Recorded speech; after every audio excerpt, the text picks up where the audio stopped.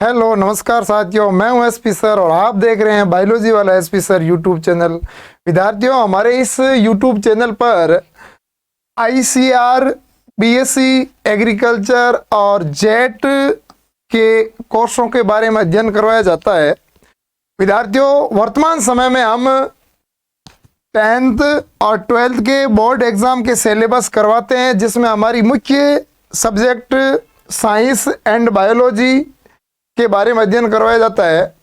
विद्यार्थियों, हमारे बायोलॉजी वाला एसपी सर यूट्यूब चैनल को आप सब्सक्राइब कीजिए, लाइक एंड शेयर कीजिए। और सबसे पहले, जैसे ही आपके सामने वीडियो आ रहा है या जो भी सूचना आ रही है इस यूट्यूब चैनल के माध्यम से, तो सबसे पहले इस यूट्यूब चैनल को सब्सक्राइब करना ना भूलें और साथ में लाइक कीजिए, शेयर कीजिए, ताकि इस YouTube चैनल पर आने वाली तमाम सूचनाएं, तमाम क्लासें जो आपको मिल सके। और इसके लिए आप एक आगे इसके बेल आइकन है उसको भी दबा दीजिए, ताकि समय समय पर आपको नोटिफिकेशन मिलता रहे। विद्यार्थियों, हमारे इस YouTube चैनल के माध्यम से रेगुलर क्लासेस चल रही है और उसमें आज का हमारा जो टॉपिक रहेगा वो एक ऐसा टॉपिक है जो छोटी क्लासों से लेकर के बड़े बड़े एग्जाम, कॉम्पिटेटिव एग्जाम, 10वीं 12वीं या फिर एंट्रेंस एग्जाम या फिर नीट वगैरह अन्य हर किसी के अंदर वो टॉपिक आता है। एग्रीकल्चर वगैरह अन्य सभी कोर्सेजों के अंदर वो एक टॉपिक आता है, जिसको हम यूनिवर्सल टॉपिक के नाम से भी जान सकते हैं। और उस टॉपिक का नाम है आज आनुवंशिकी, जिसको बोलते हैं अंग्रेजी में जेनेटिक्स। तो विद्यार्थियों, सभी विद्यार्थियों से पुनः निवेदन है कि हमारे इस बायोलॉजी वाले यूट्यूब चैनल के अंदर ये जितने भी वीडियो है आप पूरे वीडियो देखें, ताकि आपको संपूर्ण जानकारी प्राप्त हो सके। बिना देर किए आज की क्लास शुरुआत करते हैं। तो विद्यार्थियों, आज की जो हमारी सबसे पहले यदि टॉपिक्स की बात करें तो बहुत ही सबसे अच्छा टॉपिक है, जिसका नाम है आनुवंशिकी। आनुवंशिकी विद्यार्थियों, आनुवंशिकी का मतलब इसको हम अंग्रेजी में जेनेटिक्स के नाम से भी जान सकते हैं। जेनेटिक्स, ठीक है ना, कि आनुवंशिक को हम अंग्रेजी में जेनेटिक्स नाम से भी जान सकते हैं। विद्यार्थियों, ये आनुवंशिकी है क्या? क्या इसका महत्व रहता है हमारे जीवन में, आने वाले जीवन में, या जो पीछे जो कई ऐसे ह्यूमन या सजीव थे उनके बारे में क्या, तो उनके बारे में हम अध्ययन करेंगे। तो आनुवंशिकी का मतलब, यदि इसकी परिभाषा के द्वारा परिभाषित करें इसको कि आनुवंशिकी की परिभाषा क्या होती है, तो हम कह सकते हैं किसी भी या जीव विज्ञान की वह शाखा जिसके अंतर्गत आनुवंशिकता एवं विभिन्नताओं के बारे में अध्ययन किया जाता है, उसे आनुवंशिकी कहते हैं। विद्यार्थियों, इस आनुवंशिक का ये टॉपिक है, ये हमारे बायोलॉजी सब्जेक्ट के अंदर एक ब्रांच है, जिसको जेनेटिक्स के नाम से भी जान सकते हैं या आनुवंशिकी। तो हम कह सकते हैं कि जीव विज्ञान की वह शाखा, जीव विज्ञान की वह शाखा, जीव विज्ञान की वह शाखा जिसके अंतर्गत आनुवंशिकी या आनुवंशिकता एवं विविधताओं का अध्ययन किया जाता है, और ऐसी शाखा को हम आनुवंशिकी कहते हैं। विद्यार्थियों, हम बात करते हैं आनुवंशिकता। आनुवंशिकता को हम इनहेरिटेंस या फिर दूसरा इसका नाम है हेरिडिटी, ठीक है। और दूसरी, यदि विद्यार्थियों विविधताओं की बात करें तो विविधताओं का दूसरा नाम है विभिन्नताएं, या विभिन्नताओं का दूसरा अंग्रेजी में नाम होता है वेरिएशन, ठीक है। विद्यार्थियों, जिस शाखा के अंदर आनुवंशिकताएं, विभिन्नताओं या विविधताओं का अध्ययन किया जाता है, उसे हम आनुवंशिकी कहते हैं। अब विद्यार्थियों ध्यान देना कि इस आनुवंशिक शब्द का सर्वप्रथम किस वैज्ञानिक ने प्रयोग किया। इस शब्द का सर्वप्रथम प्रयोग, तो शब्द प्रयोग सर्वप्रथम शब्द प्रयोग सर्वप्रथम एक विलियम बेटसन सन 1905 के अंदर इसने इस शब्द का प्रयोग किया। विद्यार्थियों, इस जेनेटिक्स शब्द का, ये जो जेनेटिक्स आपका जो शब्द है, इस शब्द का सर्वप्रथम उपयोग विलियम बेटसन सन 1905 में। अब इस शब्द की यदि उत्पत्ति की बात करें, शब्द उत्पत्ति कि यह शब्द उत्पत्ति किस भाषा से बना है, तो विद्यार्थियों ध्यान देना, अधिकांश ये यूरोपीय देश, यूरोपीय महाद्वीप के वैज्ञानिक थे, और जिसमें ज्यादातर जो लैंग्वेज चलती थी वो जर्मन या ग्रीक ये भाषा चलती थी। तो हम कह सकते हैं कि ग्रीक भाषा के जीन शब्द, कौन सा शब्द? जीन शब्द, और जीन शब्द से इसका निर्माण हुआ है। अब जीन शब्द के अर्थ की बात करें कि जीन शब्द का मूल अर्थ क्या होता है, लोगो, इसका मुख्य अर्थ क्या होता है, तो हम कह सकते हैं इसका अर्थ होता है होने, या फिर इसको कह सकते हैं वृद्धि। अब यदि इसको अंग्रेजी में कन्वर्ट करते हैं तो टू बिकम, या फिर इसको हम कह सकते हैं टू ग्रो। विद्यार्थियों ध्यान देना, यह एक आनुवंशिकी शब्द की परिभाषा की, आनुवंशिक किसे कहते हैं कि जीव विज्ञान की वह शाखा जिसके अंतर्गत आनुवंशिकता, इनहेरिटेंस एंड विविधताओं, जिसका दूसरा नाम है विभिन्नताओं, या अंग्रेजी में इसको बोलते हैं वेरिएशन, का अध्ययन किया जाता है, उसे हम आनुवंशिकी कह सकते हैं, जेनेटिक्स कह सकते हैं। जेनेटिक्स शब्द का सर्वप्रथम प्रयोग यदि बात करते हैं तो विलियम्स बेटसन ने सन 1905। यदि इस जेनेटिक्स शब्द की उत्पत्ति की बात करते हैं तो ये ग्रीक भाषा या जर्मन भाषा के जीन शब्द से बना है, और जिसका अर्थ है होना या फिर वृद्धि, to become and to grow. विद्यार्थियों, इस आनुवंशिक शब्द के अंदर दो वर्ड्स आए थे, एक आया था आनुवंशिकता और दूसरा आपका आया था विविधताएं। तो विद्यार्थियों ध्यान देना, ये आनुवंशिकता क्या होती है, ये विविधताएं क्या होती है, इसके बारे में बात करते हैं। तो विद्यार्थियों ध्यान देना, सबसे पहले हम बात करते हैं आनुवंशिकता। ठीक है विद्यार्थियों, इसका यदि दूसरा नाम हिंदी में बताना चाहते हैं तो इसका नाम होता है वंशागति।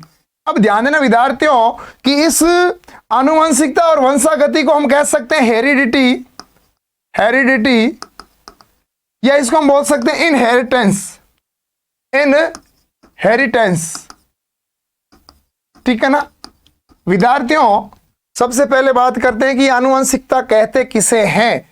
आनुवंशिकता की डेफिनेशन क्या होती है, तो कह सकते हैं कि किसी भी संतति में आनुवंशिक लक्षणों का जनक पीढ़ी द्वारा संचरण होना, या जनक पीढ़ी से संतति पीढ़ी में आनुवंशिक लक्षणों का ट्रांसमिशन होना, आनुवंशिक लक्षणों का ट्रांसमिशन होना या स्थानांतरित होना, उसे आनुवंशिकता कहते हैं, उसे वंशानुगति या वंशागति कहते हैं। तो हम कह सकते हैं कि जनक पीढ़ी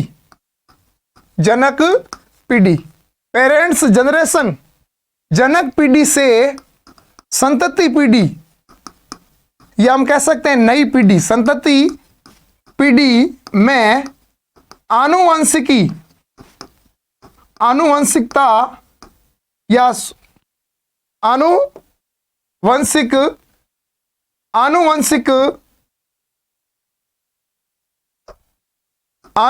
लक्षण, आनुवंशिक लक्षण का संचरण, इस संचरण को हम ट्रांसमिशन के नाम से भी जानते हैं। संचरण होना आनुवंशिकता कहलाते हैं या वंशागति कहलाते हैं। विद्यार्थियों, जो हमारे माता पिता के लक्षण होते हैं वो लक्षण अगली पीढ़ी, जो नई संतान उत्पन्न होती है, उस पीढ़ी में ट्रांसमिशन हो जाना या स्थानांतरित होना, उसे हम आनुवंशिकता कहते हैं। और इस आनुवंशिकता के अंदर किसका स्थानांतरण होता है? तो विद्यार्थियों ध्यान देना कि इसके अंदर आनुवंशिकी लक्षण जिसको हम बोल सकते हैं हेरिडेटरी कैरेक्टर। अब विद्यार्थियों ध्यान देना, हम बात करते हैं कि ये जो आनुवंशिकता शब्द है, आनुवंशिकता या हेरिडिटी, आनुवंशिकता किससे बना है? हेरिडिटी। और हेरिडिटी इस शब्द का सर्वप्रथम प्रतिपादन किस वैज्ञानिक ने किया? तो हम कह सकते हैं स्पेंसर सन 1863 के अंदर इन्होंने इस शब्द का सबसे पहले प्रतिपादन किया था। अब विद्यार्थियों ध्यान देना, दूसरा वर्ड हमारे आता है विभिन्नताएं या विविधताएं। विविधताएं, विद्यार्थियों ध्यान देना, ये विविधताएं क्या होती है? इसको हम विभिन्नता भी बोल सकते हैं। विभिन्नताएं, इसको हम विभिन्नताओं के नाम से भी जान सकते हैं। विभिन्नताएं, ठीक है ना। अब ये विभिन्नताएं क्या होती है? जिसको वेरिएशन के नाम से भी जानते हैं, वेरिएशन, ठीक है ना। अब विद्यार्थियों ध्यान देना कि जब किसी भी संतति के अंदर या एक ही जाति के सजीवों के अंदर जब जीन विनिमय होता है, क्रॉसिंग ओवर, लैंगिक जनन के दौरान, तो लैंगिक जनन के दौरान क्रॉस ओवर एंड उत्परिवर्तन होता है, जीन परिवर्तन होता है, उस समय अनेक विभिन्नताएं या अनेक भिन्नता उत्पन्न हो जाती है। ऐसी स्थिति को हम किस नाम से जानेंगे? विविधताओं के नाम से जानेंगे। तो ध्यान देना विद्यार्थियों, ये इस विभिन्नता की परिभाषा क्या होगी कि सजीवों के अंदर जब सेक्सुअल रिप्रोडक्शन होता है, लैंगिक जनन होता है, तो लैंगिक जनन के दौरान उस सजीवों के अंदर जीन विनिमय होता है, जीन विनिमय, ठीक है ना। या इसको हम बोल सकते हैं क्रॉसिंग ओवर, या फिर हम कह सकते हैं उत्परिवर्तन होता है। उत्परिवर्तन के दौरान जो लक्षण प्रकट होंगे, जो भिन्नताएं प्रकट होगी, उसे हम विभिन्नता या विविधताओं के नाम से जानते हैं। जैसे मैं आपको बताता हूं कि आनुवंशिकता के दौरान जब एक ही जनक, जैसे माता पिता, एक ही जनक जिसमें माता पिता, अब इस माता पिता से दो संतानें उत्पन्न होती है। कितनी संतानें? दो संतानें, फर्स्ट संतान और सेकंड संतान। अब विद्यार्थियों ध्यान देना, इस पहली पीढ़ी का त्वचा का रंग ब्लैक रंग है। पहली पीढ़ी का जो त्वचा है, स्किन का रंग है, वो काला है। जबकि दूसरी पीढ़ी है और उस दूसरी पीढ़ी के या दूसरे बच्चे का जो त्वचा का रंग है वो हल्का रंग है, जो हम कह सकते हैं थोड़ा गोरापन है। तो विद्यार्थियों ध्यान देना, ये दोनों पीढ़ी या दोनों बच्चे एक ही जनक के थे, लेकिन दोनों के अंदर क्या पाई गई है? विविधता पाई गई है। अब ये विविधता कहां से पैदा हुई? अब इस विविधता के बारे में विद्यार्थियों हम आगे इस आनुवंशिकता की सर्वप्रथम यदि खोज करने वाले वैज्ञानिक थे तो वो मेंडल के कार्यों से सिद्ध होता है। और मेंडल के बारे में पढ़ेंगे। मेंडल ने बताया था कि यदि कोई दो या माता पिता या जनक के द्वारा नई संतति उत्पन्न होता है तो जरूरी नहीं है कि सभी लक्षण उस संतति में चले जाए। हो सकता है कि उसकी F1 पीढ़ी से F2 पीढ़ी में पूरे लक्षण प्रकट हो या F3 पीढ़ी में।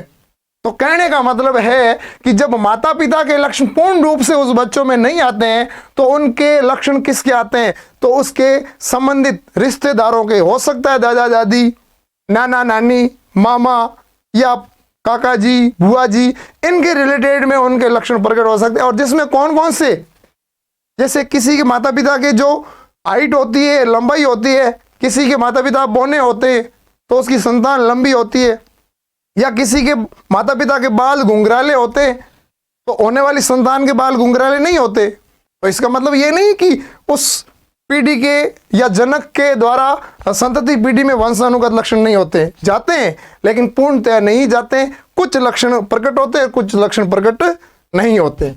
अब विद्यार्थियों ध्यान देना, इसी के आधार पर आनुवंशिकता या फिर हम कह सकते हैं आनुवंशिकी तो आनुवंशिकी के बारे में यदि वैज्ञानिकों की बात करें तो आनुवंशिकता सबसे पहले एक वैज्ञानिक था जिसका नाम है मेडल। मेडल ने इस आनुवंशिक के बारे में अध्ययन किया और इसी अध्ययन को पुनः यदि बात करें तो 19वीं सदी पूर्ण होने के बाद 1900 के बाद उन मेडल की पुनः खोज हुई थी और उसके बारे में पूरा विवरण या प्रमाणित हुआ था। तो आज का जो इसके बाद जो हमारा टॉपिक रहेगा वो है मेडल के आनुवंशिकता के नियम। मेंडल के आनुवंशिकता के नियम। मेंडल के आनुवंशिकता के नियम। आनुवंशिकता के नियम। विद्यार्थियों ध्यान देना, मेंडल लॉ ऑफ इनहेरिटेंस, ठीक है ना, कि मेंडल के आनुवंशिक या आनुवंशिकता के नियम कौन कौन से हैं। तो सबसे पहले विद्यार्थियों ध्यान देना कि इस मेंडल के थोड़े से जीवन परिचय के बारे में हम अध्ययन करेंगे। बहुत ही महत्वपूर्ण है क्योंकि इसके बायोग्राफी के संबंधित बहुत सारे काफी सवाल बनते हैं। तो सबसे पहले मेंडल का थोड़ा जीवन परिचय पढ़ लेते हैं कि मेंडल ने क्या क्या अपने जीवन के अंदर। तो सबसे पहले इसका पूरा नाम पढ़ते हैं। कई बार ये भी पूछते हैं कि ये मेंडल है, कभी इसका पूरा नाम भी पूछ सकते हैं। तो विद्यार्थी इसका सबसे पहला पूरा नाम है Gregor John Mendel. Gregor John Mendel, ये इसका पूरा नाम है। अब यदि इसके जन्म की बात करें तो विद्यार्थियों ध्यान देना कि 18 जुलाई 1822 एक मोराविया गांव, ठीक है ना, और उस मोराविया गांव जो एक ऑस्ट्रिया के अंदर ब्रुन शहर है, और ये ब्रुन शहर कौन से देश के अंदर? ऑस्ट्रिया, ठीक है ना। इस शहर के अंदर इसका क्या हुआ था? जन्म हुआ था। विद्यार्थियों ध्यान देना, इसे आनुवंशिका का जनक भी बोलते हैं। आनुवंशिकी का जनक। क्वेश्चंस कई बार 1 नंबर का क्वेश्चंस आता है कि father of genetics. Father of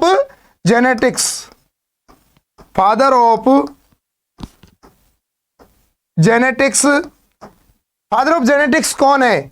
Gregor John Mendel. क्यों? क्योंकि मेंडल ने ही सबसे पहले सजीवों के आनुवंशिक लक्षणों के बारे में अध्ययन किया था। अब विद्यार्थियों ध्यान देना कि यदि सबसे पहले बात करें सन 1842, यह वैज्ञानिक 20 साल की उम्र में, अपने जीवन के 20 साल की उम्र में इसने फिलोसॉफी, दर्शन शास्त्र, जो 2 वर्षीय एक डिग्री होती है, उस फिलोसॉफी के अंदर इसने एक डिग्री प्राप्त कर ली। फिलोसॉफी के अंदर एक डिग्री प्राप्त की। फिर सन 1843 के अंदर उसी ऑस्ट्रिया शहर ब्रुन शहर के अंदर एक धार्मिक मठ था। जैसे हर अलग अलग धर्म के, अलग अलग समाज के उसके मठ होते हैं, उसी प्रकार एक ईसाइयों का जो धर्मस्थल है जिसको चर्च के नाम से जानते हैं, और उस चर्च के अंदर इसको पादरी बनाया था। जो गुरु होते हैं, इसको सन 1843 के अंदर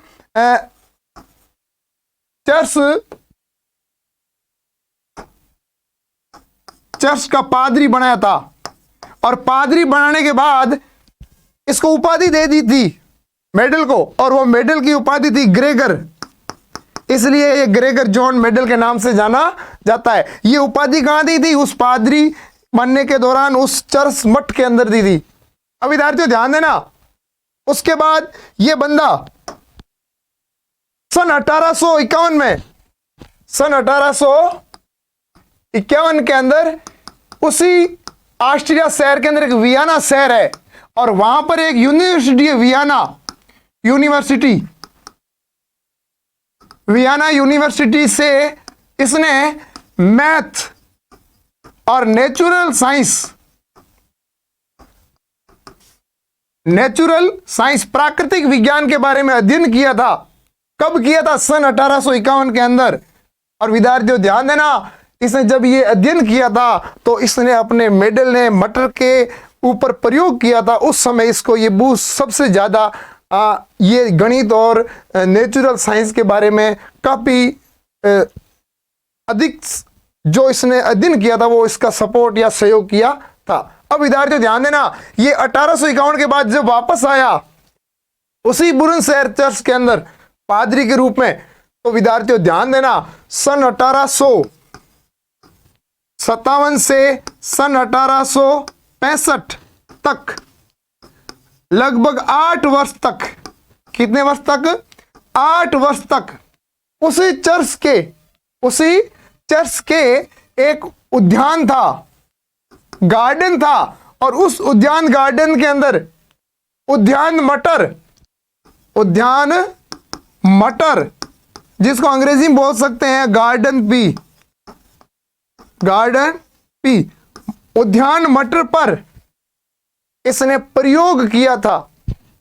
और प्रयोग करने के बाद लगातार 7-8 वर्ष तक प्रयोग किया था। और उद्यान मटर का मतलब है, इसका वनस्पति नाम है मटर का वनस्पति नाम होता है पाइसम सेटाइवम। इस पर इसने अध्ययन किया था, काफी सारा रिसर्च किया था, और रिसर्च करने के बाद इसने आनुवंशिक लक्षणों के बारे में जाना था। और विद्यार्थियों ध्यान देना सन 1865 के अंदर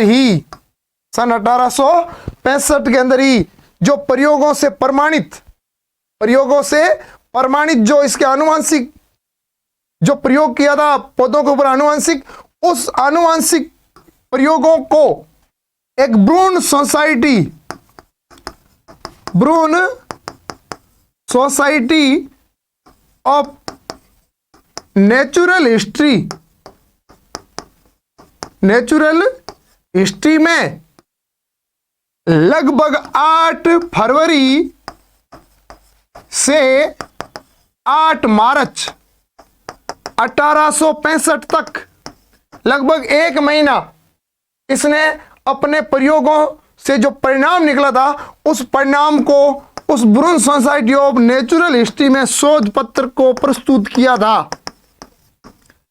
उस सोसाइटी को बताया कि यह मेरा एक शोध पत्र है, और उसके सोसाइटी के सामने रखा। लेकिन विद्यार्थियों उसी सोसाइटी ने अपनी वार्षिक पत्रिका निकलती थी, और उस वार्षिक पत्रिका तो हम कह सकते हैं सन 1866 सोसाइटी की वार्षिक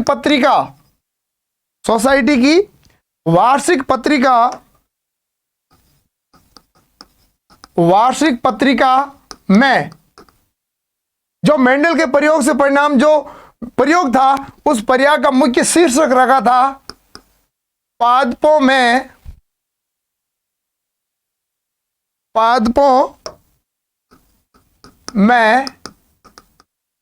संकरण के प्रयोग। कई बार क्वेश्चन पूछा जाता है कि उसने अपनी वार्षिक पत्रिका के दौरान मुख्य शीर्षक क्या रखा था। हम कह सकते हैं एक्सपेरिमेंट ऑन हाइब्रिडाइजेशन, ठीक है ना। तो ये इसका मुख्य शीर्षक था, और इसी मुख्य शीर्षक को मान करके शोध पत्र को प्रकाशित करवाया था। एक जैसे कोई भी आजकल वर्तमान के अंदर किसी भी कविता या कहानी लिखते हैं और उस कहानी का एक प्रकाशित करवाते हैं किसी पत्रिका के अंदर सार्वजनिक रूप से, तो उस प्रकाशित शोध पत्र को प्रकाशित कब करवाया? सन 1866 के अंदर। प्रस्तुत कब किया? सन 1865 के अंदर। किस सोसाइटी के अंदर? ब्रून सोसाइटी ऑफ नेचुरल हिस्ट्री। याद रखना विद्यार्थियों, जो ब्रून शहर के अंदर ही थी। अब विद्यार्थियों ध्यान देना, मेडल ने अपने प्रयोग से प्रमाणित के आधार पर अपने प्रयोग से परिणाम के आधार पर इसे आनुवंशिकता का नियम बनाया, और इसी नियम को मेडलवाद या मेडलिज्म कहते हैं। तो याद रखना विद्यार्थियों, मेडल के प्रयोग से जो परिणाम मिला था, रिजल्ट मिला था, परिणाम के आधार पर आनुवंशिकता के नियम बनाए, आनुवंशिकता के नियम, ठीक है। और इसी आनुवंशिकता के नियम को मेडलवाद कहते हैं, मेडलवाद, या इसको हम बोल सकते हैं मेडलिज्म, मेडलिज्म। विद्यार्थियों ध्यान देना। और उसके बाद ये 34 साल तक इसके शोध उपेक्षित रहे। उपेक्षित का मतलब है कि इसकी मृत्यु हो गई थी 6 जनवरी 1884 के अंदर, लेकिन 1866 के बाद इस मेडल के नियमों को किसी ने जांच तक नहीं किया था और सिद्ध नहीं कर पाया ये बंदा। लेकिन जब इसी मेडल के नियमों के आधार पर पुनः जब 19वीं ईस्वी में जब 3 वैज्ञानिक एक साथ जन्मे थे, हॉलैंड के ह्यूगो ब्रीज, ऑस्ट्रेलिया के आपके कोलर कोरेंस, और जर्मनी के थे आपके कोलर कोरेंस, और ऑस्ट्रिया के थे आपके इरिक वॉन शेरमार्क। ये 3 वैज्ञानिक थे और तीनों वैज्ञानिकों ने जब अलग अलग प्रयोग किया तो मेडल जैसे परिणाम प्राप्त हुए। तब जाकर के मेडल के इस परिणामों को प्रमाणिकता मिली थी और फिर मान लिया दुनिया ने कि हाँ यही था मेडल जिसने आनुवंशिकता के बारे में अध्ययन किया था। तो विद्यार्थियों ये हमारे ग्रेगर जॉन मेंडल, जिन्होंने जेनेटिक्स के बारे में पूर्णतया सबसे पहले भी थे और सबसे अंतिम तक जो एक कह सकते हैं कि स्टैटिस्टिकल एनालिसिस, सांख्यिकी विश्लेषण किया था इसने अपने सिद्धांतों के अंदर, और वही सिद्धांत आज तक हम पढ़ रहे हैं। तो विद्यार्थी ध्यान देना, अगला जो हमारा पॉइंट रहेगा कि इस मेडल के नियम की पुनर्खोज, कह सकते हैं मेडलवाद की पुनः खोज, मेडलवाद की पुनः खोज किसने की? तो विद्यार्थियों ध्यान देना, 19वीं ईस्वी में, ठीक है ना, 1900, उस समय 3 वैज्ञानिक थे। कौन कौन से थे? तो विद्यार्थियों ध्यान देना, हॉलैंड के थे ह्यूगो डी व्रीज, याद रखना विद्यार्थियों, कई बार क्वेश्चन आता है। फिर हम बात करते हैं जर्मनी के आपके कार्ल कोरेंस, और वही ऑस्ट्रिया उसी देश का इरिक वॉन शेरमार्क। ये 3 ऐसे वैज्ञानिक थे जिन्होंने विद्यार्थियों ध्यान देना अलग अलग प्रयोग किए। क्या किए? अलग अलग प्रयोग किए। लेकिन विद्यार्थियों एक विशेष बात यह, मजेदार बात यह है कि इनके अलग अलग प्रयोग से जो परिणाम मिला था वो परिणाम किसके समान था? वो परिणाम मेडल के समान था। किसके समान था? मेडल जैसे था।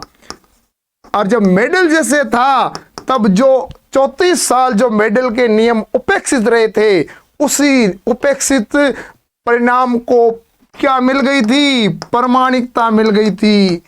दुनिया ने मान लिया कि यह काम आज से 34 साल पहले भी हो चुका है। अब विद्यार्थियों ध्यान देना, क्वेश्चंस कई बार पूछते हैं कि बताइए मेडलवाद की पुनः खोज कब और किसने की? तो याद रखना 19वीं ईस्वी में किसने? हॉलैंड के ह्यूगो डी व्रीज, जर्मनी के कार्ल कोरेंस और ऑस्ट्रिया के इरिक वॉन शेरमार्क। 3 वैज्ञानिक थे, अलग अलग प्रयोग किए थे, अलग अलग अपने अपने देशों में प्रयोग किए। जो रिजल्ट मिला वो अचंभित करने वाला था, मेडल जैसे उसको रिजल्ट मिला। तब जाकर के जो 34 साल के मेडल के जो नियम अपेक्षित रहे थे, उसी नियम को क्या मिल गई थी? प्रमाणिकता। इसीलिए आज आनुवंशिकता का जनक यदि किसे माना जाता है, फादर ऑफ जेनेटिक्स, तो वो है आपका मेडल। कौन है?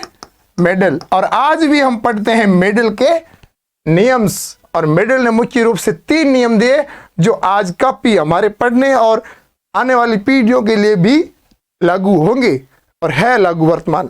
अब विद्यार्थियों ध्यान देना, हम बात करते हैं कि मेडल के जो इस प्रयोग के अंदर सफलता का मुख्य राज क्या है। तो ध्यान देना, मेडल ने अपने चतुराई से मेडल की सफलता का राज क्या है। तो विद्यार्थियों ध्यान देना, सबसे पहले इसका एक नियम था, इन्होंने एक समय में एक ही वंशानुगत लक्षण की खोज की थी। एक समय में एक ही लक्षण जाना था, तो हम कह सकते हैं एक ही समय एक ही लक्षण का अध्ययन करना, एक ही वंशानुगति लक्षण का अध्ययन। दूसरा, इसने अपने प्रयोग में जब 1851 के अंदर वियना यूनिवर्सिटी जब गणित और नेचुरल साइंस के बारे में अध्ययन किया, तो उसको काफी सहयोग मिला था, और उसी के आधार पर अपने प्रयोग के प्रमाण को इसने याद रखना। एक शब्द आता है जिसका नाम है सांख्यिकीय विश्लेषण किया था इसने, सांख्यिकीय विश्लेषण, जिसमें गणितीय था और जिसको अंग्रेजी में बोलते हैं स्टैटिस्टिकल एनालिसिस। ठीक है ना। अब विद्यार्थी ध्यान देना, तीसरा, अपने प्रयोग के अंदर इसने एक पादप का चयन किया था, और वो पादप कौन सा था? Garden pea. कौन था? गार्डन पी, जिसको हम बोल सकते हैं उद्यान मटर। उद्यान मटर।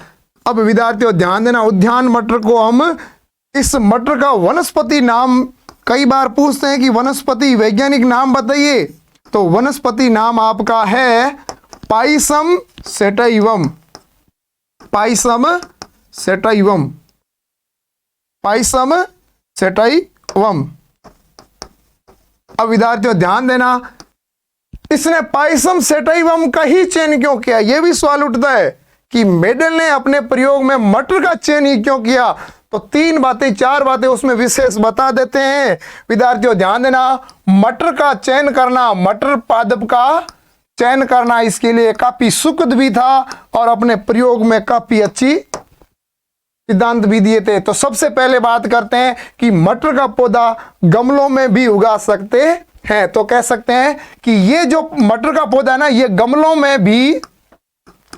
में भी उगा सकते हैं, उसे जगह ज्यादा नहीं चाहिए। दूसरा, विद्यार्थियों 1 वर्षीय था। कैसा पौधा था? 1 वर्षीय का मतलब है कि इसका जीवन काल कैसा था? एनुअल था, 1 वर्षीय। और याद रखना विद्यार्थियों, 1 वर्षीय में अनेक पीढ़ियों का अध्ययन कर सकता है। एक वर्षीय अनेक पीढ़ियों का एक साथ क्या करना? अध्ययन करना। जैसे मान लेते हैं कि 3-4 मंथ का इसका जीवन अवधि काल होता, तो ये 1 साल के अंदर 3-4 बार इसका हम वापस बीज से अंकुरित करवा सकते हैं, इसलिए 1 वर्षीय था। तीसरा याद रखना, ये द्विलिंगी था। ये बहुत ही अच्छी बात है, द्विलिंगी, बायोसेक्सुअल फ्लावर्स। बायोसेक्सुअल फ्लावर्स द्विलिंगी था। अब विद्यार्थी ध्यान रखना, द्विलिंगी पुष्प होने का मुख्य लाभ क्या है? तो एक तो इसमें ये हो जाता है सेल्फ पॉलिनेशन, मतलब स्वपरागण। सेल्फ पॉलिनेशन सबसे मुख्य भूमिका यह होती है कि कहीं बाहर जाने की आवश्यकता नहीं होती है, स्वपरागण होता है। और दूसरा याद रखना, पीढ़ियों के अंदर शुद्ध क्रम रहता है। क्या रहता है? पीढ़ियों में शुद्धि क्रम, श्योर लाइन, शुद्ध क्रम। और चौथा विद्यार्थी ध्यान देना, इसने विपुषण प्रक्रिया अपनाई, जिससे आर्टिफिशियल पॉलिनेशन भी करवा सकते हैं, कृत्रिम परपरागण। और दूसरा इसमें ऑप्शन यह भी रखा कि ये परपरागण के लिए भी मुख्यतः भूमिका निभा सकते हैं। और अंतिम था इसका 5वां कि इसने मटर के पौधों के बीच में विपर्यासी लक्षणों का अध्ययन किया। किसका अध्ययन किया? विपर्यासी लक्षण बनाए, विपर्यासी लक्षण। और विद्यार्थियों ध्यान देना, इसने अपने मटर के पौधे के कुल 34 विपर्यासी लक्षण बने। कितने बने हैं? कुल 34 विपर्यासी लक्षण बने और उसमें 7 का अध्ययन हम भी अभी भी करते हैं। कितने लक्षणों का अध्ययन करते हैं? 7 लक्षणों का अध्ययन करते हैं। और इसके बाद जो हमारा टॉपिक रहेगा वो रहेगा मेडल के नियम। मेडल के नियम अलग अलग होते हैं, 3 नियम होते हैं जो उसके आगे वाले एपिसोड में चर्चा करेंगे। तब तक के लिए आज का यहीं तक। लेकिन विद्यार्थियों ध्यान देना, हमारे इस बायोलॉजी वाले एसपी सर यूट्यूब चैनल को आप सब्सक्राइब करना ना भूलें। इस प्रकार की ये क्लास से आपको रेगुलर मिलती रहेगी, लेकिन आपके सहयोग, आपके सपोर्ट, आपके इस चैनल से मिलने वाला प्यार हमेशा सदैव बरकरार होना चाहिए। अन्यथा आपके सहयोग, आपके सपोर्ट से ही हम आगे इन क्लासों को रेगुलर रख पाएंगे। इसलिए विद्यार्थियों, अभी तक आपने इस चैनल को सब्सक्राइब नहीं किया है तो विद्यार्थियों कर दीजिए, लाइक कर दीजिए और साथ के अंदर शेयर भी कर दीजिए, ताकि आने वाली क्लासों के लिए हम ज़्यादा प्रेरित हो। और नोटिफिकेशन के लिए एक बेल आइकन भी दबा दीजिए ताकि समय समय पर आपको सूचना मिल सके। आज की क्लास को यहीं तक मोड़ देते हैं। इसी के साथ पुनः एक बार विद्यार्थियों को तहे दिल से प्यार भरा नमस्कार। जय हिंद, जय भारत।